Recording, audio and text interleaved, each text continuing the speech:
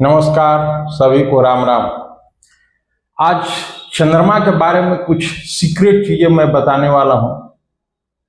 देखिए, वैसे तो चंद्रमा को शुभ ग्रहों में गिनती की जाती है, नैसर्गिक तौर से भी शुभ है, लेकिन इनकी अशुभता भी है जो कि मनुष्य के जीवन में घातक बन सकता है। जी हाँ, घातक और जानलेवा भी हो सकता है, सब कुछ बिगाड़ सकता है। वैसे तो चंद्रमा हम लोग जानते हैं कि शुक्ल पक्ष के 10वीं से लेके कृष्ण पक्ष के 5वीं तक यानी पूर्णिमा के आसपास शुभ माने जाते हैं। वैसे ही अगर विपरीत में चलते हैं तो कृष्ण पक्ष के 6वीं से लेकर के शुक्ल पक्ष के 9वीं तक अशुभ माने जाते हैं। और ये भी हम लोग जानते हैं कि ये वृषभ राशि में उच्च के होते हैं, अगर 3 डिग्री तक हो तो पूर्ण शक्तिशाली और बलवान होते हैं। ये तो रही इनकी अच्छाई की बात, जिसके चलते ये शुभ माने जाते हैं, नैसर्गिक तौर से भी शुभ है। लेकिन अगर इनकी अशुभता की बात करें और इनके जो घातक प्रहार कब हो सकते हैं, तो आइए उसको समझते हैं। वैसे हम लोग चंद्रमा को देखें तो शुभ, शांत एवं सौम्य ग्रह है और यह पृथ्वी पर अमृत की वर्षा कर जीवों को दीर्घायु एवं आरोग्यता प्रदान करते हैं, आरोग्य बनाते हैं। पर कुसंगति में आकर के, कभी कभी कुसंगति में आकर के ये बहुत ही खतरनाक बन जाते हैं। और इसके बारे में हमारे प्रसिद्ध संत श्री तुलसीदास महाराज जी के द्वारा दोहावली में कहा भी गया है।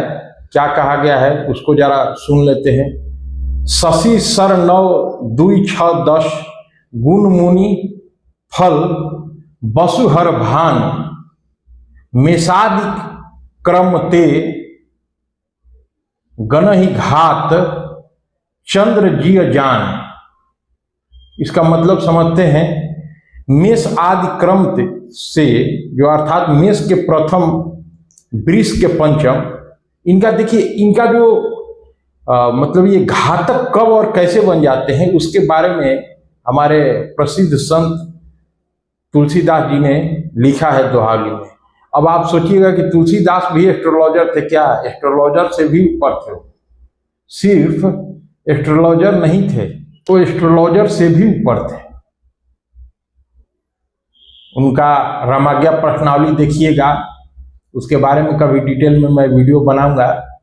तो उसमें ऐसा ऐसा रिसर्च दिए हैं एस्ट्रोलॉजी के, फलित ज्योतिष के खास तौर से, और सिद्धांत ज्योतिष के भी, और दोहावली में ये मिला है। तो मैं सोचा आप लोगों से शेयर कर दूं। ये बहुत ही जीवन के लिए अगर सतर्क हो जाएंगे तो ये रक्षात्मक रहेगा।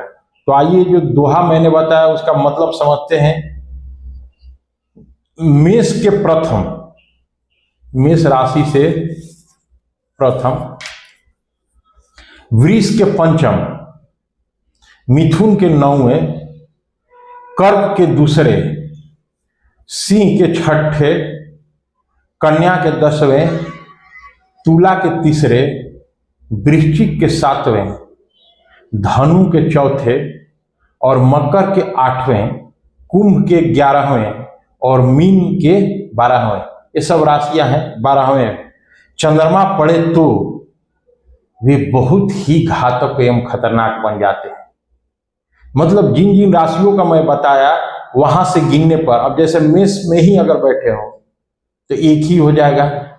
अब वृष के पंचम, अब वृष से गिनिएगा, मतलब वृष भी इंक्लूड होगा जहां पे वृष राशि है, वहां से गिनिएगा। अगर पंचम भाव में चंद्रमा है तो वो खतरनाक है। इसको एलिब्रेट कर देते हैं, हो सकता है समझने में कठिनाई हो। मिथुन के 9वें, जहां मिथुन राशि है, जहां प्लेस्ड है, ये प्लेसमेंट का खेल है। नैसर्गिक तौर से चंद्रमा खराब नहीं है, लेकिन अच्छा आदमी भी, और मैखाना में रख दिया जाए जो दारू वारू नहीं पीता है तो उसका भी दिमाग खराब हो जाएगा। तो वैसे ही चंद्रमा के जस्ट लाइक दैट सिचुएशन है। अब देखिए, मिथुन के 9वें, जहां पे मिथुन राशि है उसके 9वें भाव में अगर चंद्रमा है तो घातक है। कर्क यहाँ पे है, कर्क राशि, वहां से दूसरे भाव में चंद्रमा है तो खतरनाक है, घातक है। सिंह जहां पे राशि है उसके 6ठे भाव, मतलब सिंह जहां पे राशि है वहां से 6ठे भाव में चंद्रमा खतरनाक है। कन्या जहाँ पे राशि है वैसे ही क्रमशः 10वें भाव में अगर चंद्रमा है तो वो खतरनाक है। तुला राशि जहाँ पे है उसके 3रे भाव में अगर चंद्रमा पड़ रहे हैं तो वो खतरनाक है। वृश्चिक राशि जहाँ पे है उसके अगर 7वें भाव में पड़ रहे हैं तो चंद्रमा घातक है। धनु जहाँ पे राशि है उसके 4थे भाव में पड़ रहे हैं तो चंद्रमा घातक हो सकते हैं। मकर जहाँ पे राशि है उससे गिनने पे 8वें भाव में अगर चंद्रमा पड़ रहे हैं तो ये बहुत ही घातक हो सकते हैं। और कुंभ राशि जहाँ पे है वहां से 11वें भाव में गिनने पर अगर चंद्रमा पड़ रहे हैं तो वो भी बहुत घातक है। और मीन राशि जहाँ पे है वहां से अगर 12वें भाव में चंद्रमा पड़ रहे हैं तो then moon would be too much dangerous for our life. अब ऐसा नहीं है, ये जो है ये बेसिक प्रिंसिपल्स हो गया। ऐसा नहीं कि कुंडली वाइज वैरी का ये कॉन्सेप्ट, ये सिद्धांत जो मैंने बताया ये सारे कुंडलियों में लागू होंगे, चाहे मेष का हो, वृष का हो, तमाम 12 राशि का कुंडली हो, लग्न कुंडली किसी में हो, मैटर ये नहीं करता। इन राशियों से जहां मैंने बताया वहां पे अगर चंद्रमा का प्लेसमेंट पड़ रहा है तो सावधान हो जाए और इसके लिए एस्ट्रोलॉजिकल रिमेडी जरूर करें अपने प्लेसमेंट के अनुसार। और ख़ास तौर से अगर स्वास्थ्य संबंधी दिक्कत आता है तो प्रवाल पिष्टी आयुर्वेद में आता है, उसका सेवन करें। और चांदनी रातों में अपने छत पे, रूफ पे खीर बना के या दूध करके रख दें, फिर सुबह खाएं, खास तौर से पूर्णिमा को। और एक और बता रहा हूँ चीज, जो चंद्रमा को ठीक करने के लिए आप जो है चंद्रमा का बीज मंत्र पढ़ें, अच्छा रहेगा। इससे जो उनका घातक सिचुएशन बना हुआ है, इस तरह का अगर प्लेसमेंट जो मैंने बताया है तो निसंदेह तौर से आप में सुधार होगा। उजले वस्त्रों का धारण कीजिए और माँ के संसर्ग में रहिए, माँ को मान सम्मान दीजिए। ऐसे तो सभी लोग माँ को प्यार करते हैं, लेकिन कुछ उससे 19-20 भी हो जाए तो उसको अनदेखा करके उसको मान सम्मान दिया कीजिए।